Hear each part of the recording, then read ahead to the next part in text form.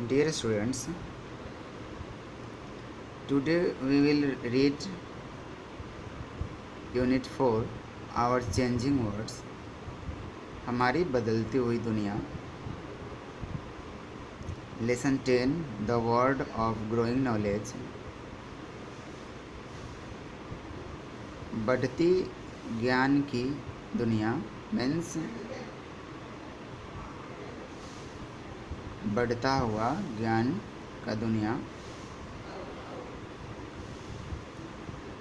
आज हम लोग पढ़ेंगे चैप्टर 10 जो हिस्ट्री का चैप्टर है. हिस्ट्री आपके सोशल स्टडी का ही एक पार्ट होता है जिसमें हम बहुत पहले से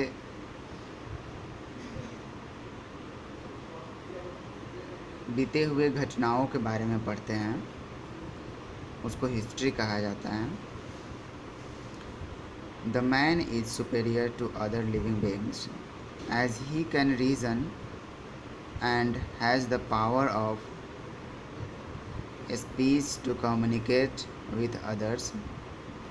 Man और दूसरे लिविंग बीइंग से दूसरे लिविंग थिंग से सुपेरियर होता है, सर्वोपरि होता है. क्यों? क्योंकि इसका रीज़न है कि मैन के पास कम्युनिकेट करने का आइडिया पता होता है. दूसरे से कैसे कम्युनिकेट किया जाता है ये आइडिया मैन को पता है, इसलिए दूसरे लिविंग बीइंग से मैन सुपेरियर माना जाता है. Through the ages he was used various means and techniques of communication which improved as society advanced. Through the ages, जैसे ही एज बीतता गया उसके साथ साथ he was used various means and techniques. वे बहुत सारे साधन और टेक्निक यूज़ किए कम्युनिकेशन का जिससे सोसाइटी को एडवांस बनाया गया. तो ये तो ऐसे ही था, आपका टाइटल था, हेडिंग्स था कि मैन सुपेरियर होता है और दूसरे लिविंग बीइंग से.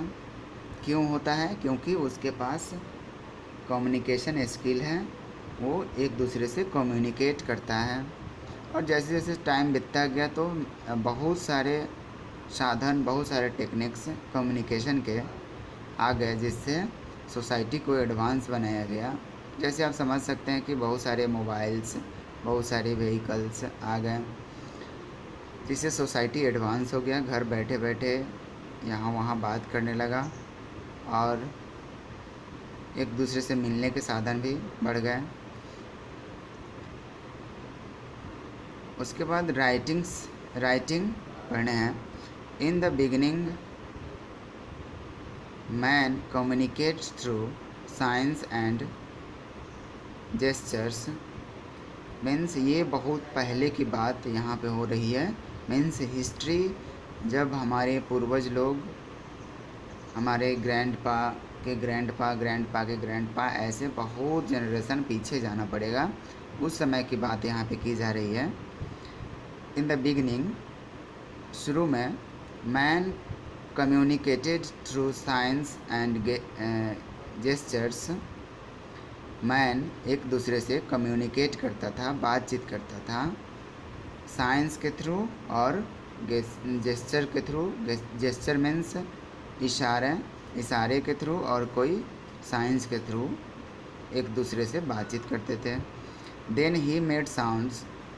तब वे धीरे धीरे साउंड्स बनाए. The communication of which came to be associated with certain objects. Drawing and painting pictures on cave walls was the earliest form of writing. तो फिर बहुत सारे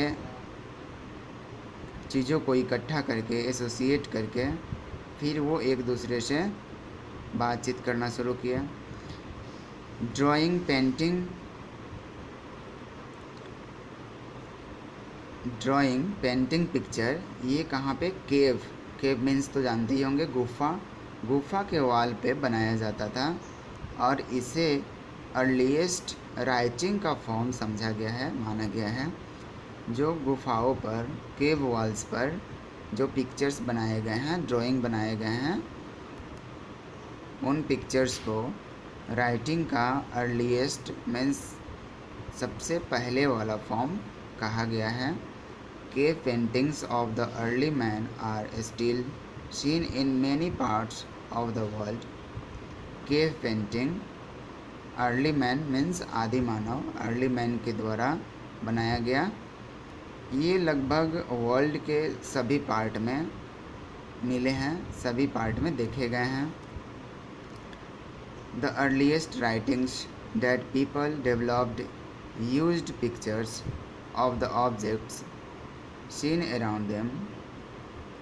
जो अर्लीस्ट राइटिंग होता था, that people developed use pictures, जिसको लोग develop करते थे, अर्लीस्ट पीपल डेवलप करते थे पिक्चर्स का यूज करके।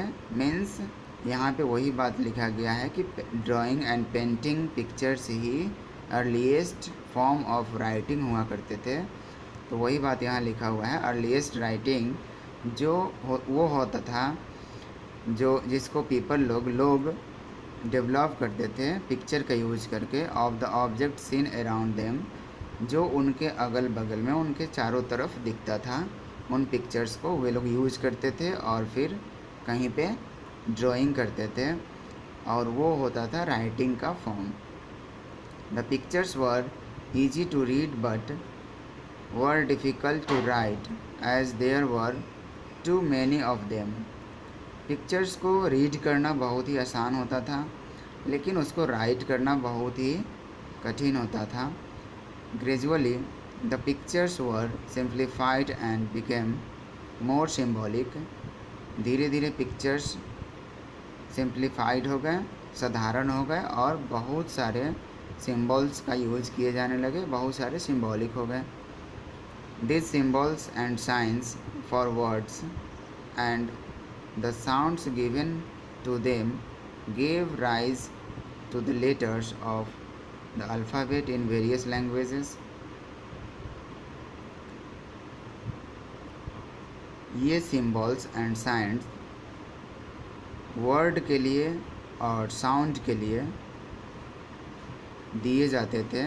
gave rise to the letters of the alphabet in various language, और फिर धीरे धीरे वे लेटर्स का फॉर्म लेने लगे और अल्फ़ाबेट का फॉर्म लेने लगे, अल्फ़ाबेट के लेटर्स का फॉर्म लेने लगे, रूप लेने लगे, और वे एक लैंग्वेज में कन्वर्ट हो गए।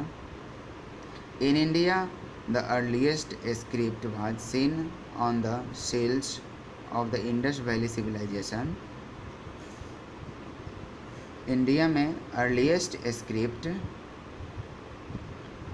को देखा गया सील्स पर, जो इंडस वैली सिविलाइजेशन के होते थे। सील्स मीन्स होता है मोहर, जो मोहर लगाया जाता है उसको सील्स कहा जाता है। उन सील्स पर देखा गया। वो सील्स कहाँ से प्राप्त हुए? इंडस वैली सिविलाइजेशन से। And existed about 5000 years ago means 3000 BC। और वे कब के सील्स पाए गए? तो 5000 मीन्स अभी से 5000 साल पहले, या ईसा मसीह के जन्म से ले तो 3000 BC के वो सारे सील्स थे। However, we are unable to decipher or read this script so far। फिर भी हम लोग उस सील्स को, उस स्क्रिप्ट को रीड नहीं कर पाते हैं अभी तक। In Egypt and Mesopotamian in west Asia the earliest writings were developed about 6000 years ago, means 4000 BC। Egypt में एंड मेसोपोटामिया में, जो वेस्ट एशिया में पड़ता है, वहाँ पे अर्लीस्ट राइटिंग डेवलप हुआ 6000 years ago, means Isa Masih के जन्म से ले तो 4000 years ago. In Egypt the pictorial script in Egypt the pictorial script is inscribed on the tombs of the kings। Egypt में पिक्टोरियल स्क्रिप्ट लिखे जाते थे किस पर? किंग्स के किले पर, जो राजा का किला होता था उस पे पिक्टोरियल स्क्रिप्ट लिखे जाते थे। कहाँ? इजिप्ट में। This early Egyptian writing using science and symbols was called hieroglyphics. जो राजा के किले पर स्क्रिप्ट, पिक्टोरियल स्क्रिप्ट लिखे जाते थे, उस पिक्टोरियल स्क्रिप्ट को Egyptian writing, early Egyptian writing, जिसको हायरोग्लिफिक्स कहा जाता था, उन सारे सिंबल्स को हायरोग्लिफिक्स कहा जाता है। Thank you. इसके आगे हम लोग कल पढ़ेंगे।